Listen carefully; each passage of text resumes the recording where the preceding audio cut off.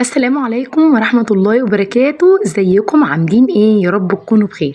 هعمل لكم النهارده رقاق لذيذ جدا، حاجة كده ما شاء الله، خطير طري في نفس الوقت مقرمش وبأقل التكلفة وطعمه تحفة. تابعوا معايا الفيديو للآخر، ولو عجبكم الفيديو بتاعي ما تنسونيش في لايك وشير واشتراك في القناة وتفعيل الجرس عشان يوصل لكم كل جديد مني. ويلا نبدأ وصفتنا ونقول بسم الله الرحمن الرحيم. اول حاجه جبت، بصوا يعني الطبق اللي كان معايا ده كان نص كيلو من اللحمه، ما حطيتوش كله، اللحمه المفرومه، يعني سبت منه حوالي يعني اقل من ربع كيلو بشويه. وجبت طاسه من غير اي مواد دهنيه، ونزلت باللحمه في الطاسه دي بحيث ان انا اطلع الزفاره بتاعت اللحمه دي، خطوه حلوه قوي. طبعا لو اللحمه فيها دهون ما تحطيش بقى، وانا ولا حطيت سمنه ولا حطيت زيت، اكتفيت بالدهون اللي جوه اللحمه. اول ما تبتدي تغير لونها كده وتاخد اللون البني، هكون محضرايه بصلايه كبيره متقطعه كده زي ما انتم شايفين صغير، وابتدي ان انا اشوح البصلايه مع اللحمه المفرومه. واوعوا تفكروا تنزلوا بالملح دلوقتي، عامه ما تنزلوش بالملح غير لما اللحمه تبقى واخده اللون البني كلها، لان الملح بيخلي اللحمه تكتل معايا، تعمل كور كده. تمام. بقلب بقى كده لحد ما البصله بتاعتي تبتدي تدبل معايا. هنزل عليها بس بالفلفل الاسود، ببهارات لحمه 7 بهارات، توم باودر، بصل باودر، جوز الطيب بقى طبعا دي عندي اساسي في اللحمه المفرومه بالذات. اللحمه المفرومه يبقى لازم جوز الطيب على طول، مش حابينها خلاص. وممكن بقى في هذه المرحله ننزل بالملح، شويه ملح كده على حسب كميه اللحمه اللي عندك. خلاص، لان اللحمه كلها خدت اللون البني بتاعي اهو. تمام. ما حطيتش لحد دلوقتي ولا سمنه ولا زيت. طبعا دي حاجه برضو بتبقى خفيفه على المعده، علشان ما يبقاش هي اصلا اللحمه سمينه فيها دهون فيها زيوت، واحنا كمان نضيف لها، فهتبقى الموضوع يعني مش حلو. هجيب بقى المبشره كده وابشر حوالي نص حبايه من الجوز الطيب. ما تكتريش منها، لانه بيقولوا يعني ان كتر منها مبيبقاش، يعني بيبقى حرام. فانا هحط بس بشرتين 3 كده من جوز الطيب، تدينا ريحه وطعم حلو قوي للحمه بتاعتنا. نقلب بقى كده كله مع بعضه. واول ما الاقي اللحمه بتاعتي خلاص خدت كلها اللون البني والبصلايه دبلت معايا، هبتدي ان انا اركنها على جنب. تقدري بقى، في ناس بتضيف برضو للحشوه دي طماطم، في ناس بتضيف فلفل، فاللي انتوا عايزينه. هنا عندي شوربه اللحمه اهي، شوربه دافيه مش سخنه ومش ساقعه خالص. تمام. صينيه مدهونه بالسمنه بسيط. هبتدي بقى اخد كده الورقه ويا دوبك ابلها اهو، هي هتطرى دلوقتي في الصينيه. طيب هنزل بكام ورقه؟ ممكن نقول من 4 ل5 ورقات. يعني لو في رقاق بيبقى بيتي بيبقى سميك شويه، فانزلي ب4 ورقات. الرقاق اللي انا جايباه ده رفيع، خليه 5 ورقات. تمام.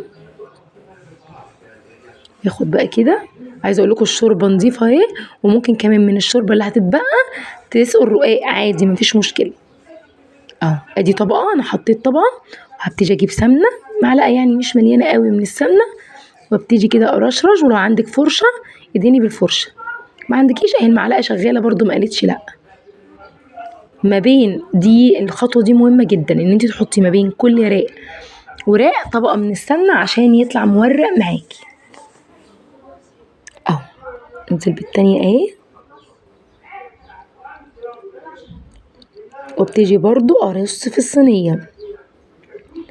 ما تخليش رقاق ينزل في الشوربه، عشان الشوربه لونها ما يتغيرش وتعرفي تسقي منها الرقاق. خلاص اهي، بصي الشوربه نقيه ازاي اهو. اللي في الشوربه ده اصلا توابل، يعني مش حاجه، مش رواسب يعني ولا حاجه، لا ده توابل اهي.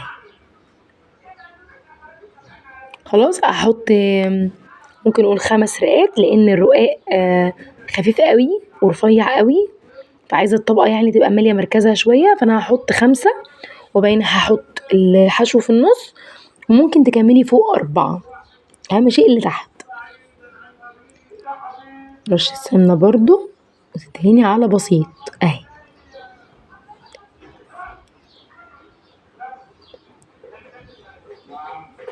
اهو كده خلصت ال5 رقات اللي تحت. هجيب بقى الحشوه بتاعتي، ابتدي انزل بيها كده زي ما انتوا شايفين. لو كنتوا كمان حابين تحطوا مع اللحمه مكعب لحمه مرقة لحمة. ماشي، مش حابين خلاص مفيش مشكلة. بصوا الحشوة شكلها حلو ازاي من غير ولا نقطة سمنة ولا زيت اهو. هننزل بقى كده. اهم شيء وانتوا بتفردوا اللحمة المفرومة ابعدوا عن الحروف، ما تجوش جنب الحروف عشان ما تبقاش لازقة كده في الطرف. تمام اهو، انا بسيب حوالي نص سنتي اهو. نكمل بقى باقي الطبقات.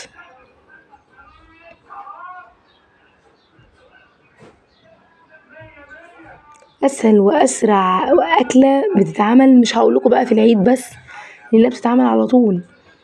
انا كنت عايزه انزل لكم الرقاق ده اصلا من العيد، بس قلت مش مشكله، هو الرقاق بيبقى ملوش علاقه يعني، مش مرتبط بالعيد، بس احنا ممكن ناكل الرقاق في اي وقت.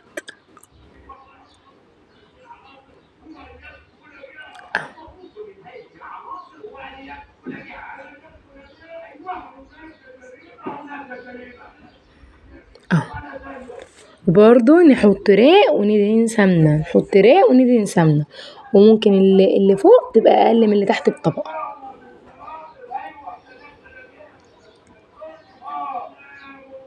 بس سهله سريعه لذيذه، ما خدتش مني وقت خالص، طعمها في منتهى الجمال، هتحبوها جدا جدا، وخطواتها بسيطه قوي قوي.